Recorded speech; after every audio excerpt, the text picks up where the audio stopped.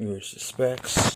Manufacturer is Dongguan Louis Electronics Co. Limited. Address number 35 Building, Shikong Private Industrial Area, Hingli Town, Dongguan City, China.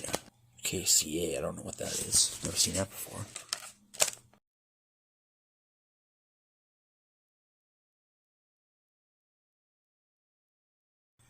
See what Windows thinks it is. Sanyo compatible, just like the... Must be the controller chip or something, because it said that last time about the old one. So here's the information. I'll screenshot it right now. Okay, so I pasted the screenshot in Paint and saved it. Screen went blank and it rebooted.